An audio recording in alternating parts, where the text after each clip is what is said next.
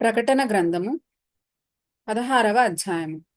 మరియు మీరు పోయి దేవుని కోపముతో నిండిన ఆ 7 పాత్రలను భూమి మీద కుమ్మరించుడని ఆలయములో నుండి గొప్ప స్వరము ఆ 7 దేవదూతలతో చెప్పగా వింటిని.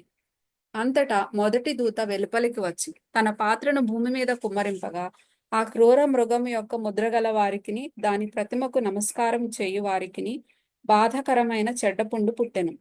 రెండవ దూత తన పాత్రను సముద్రములో కుమ్మరింపగా సముద్రము పీనుగ రక్తము వంటిదాయెను. అందువలన సముద్రములో ఉన్న జీవజంతువులన్నీ చచ్చెను. మూడవ దూత తన పాత్రను నదులలోను జలధారలలోనూ కుమ్మరింపగా అవి రక్తమాయెను.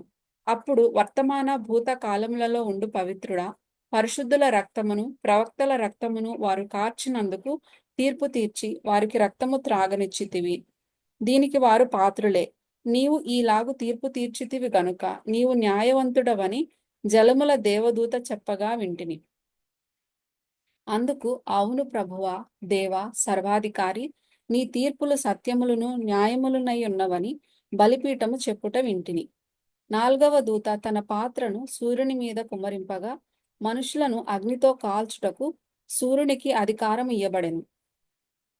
కాగా మనుషులు తీవ్రమైన వేడిమితో కాలిపోయి ఈ తెగుళ్ల మీద అధికారము గల దేవుని నామమును దూషించిరి గాని ఆయనను మహిమపరచునట్లు వారు మారు మనస్సు పొందిన వారు కారు. ఐదవ దూత తన పాత్రను ఆ క్రూర మృగము యొక్క సింహాసనము మీద కుమ్మరింపగా దాని రాజ్యము చీకటి కమ్మెను. మనుషులు తమకు కలిగిన వేదనను బట్టి తమ నాలుకలు కరచుకొనిరి. తమకు కలిగిన వేదనలను బట్టియు పుండ్లను బట్టియు పరలోకమందున్న దేవుని దూషించిరి గాని తమ క్రియలను మాని మారు మనస్సు పొందిన వారు కారు. ఆరవ దూత తన పాత్రను యూఫ్రటీసు అను మహానది మీద కుమ్మరింపగా తూర్పు నుండి వచ్చు రాజులకు మార్గము సిద్ధపరచబడినట్లు దాని నీళ్లు ఎండిపోయెను. మరియు ఆ ఘటసర్పము నోట నుండి క్రూర మృగము నోట నుండి అబద్ధ ప్రవక్త నోట నుండి కప్పల వంటి 3 అపవిత్రాత్మలు బయలువెడలుగా చూచితిని. అవి సూచనలు చేయునట్టి దయ్యముల ఆత్మలే. అవి సర్వాధికారి అయిన దేవుని మహాదినమున జరుగు యుద్ధమునకు లోకమంతటా ఉన్న రాజులను పోగు చేయవలెనని వారి యొద్దకు బయలు వెళ్ళి హెబ్రీ భాషలో హార్ మెగిద్దోన్ అను చోటుకు వారిని పోగు చేసెను. ఇదిగో నేను దొంగవలే వచ్చుచున్నాను.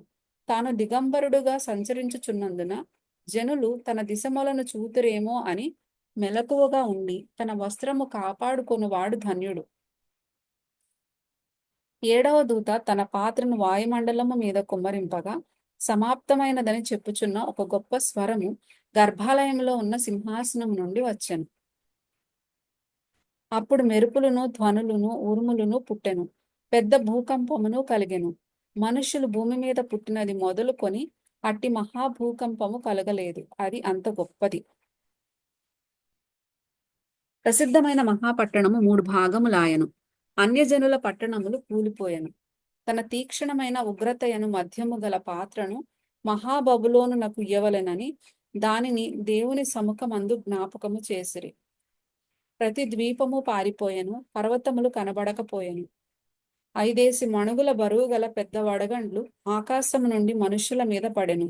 ఆ వడగండ్ల దెబ్బ మిక్కిలి గొప్పదైనందున మనుషులు ఆ దెబ్బను బట్టి దేవుని దూషించిరి.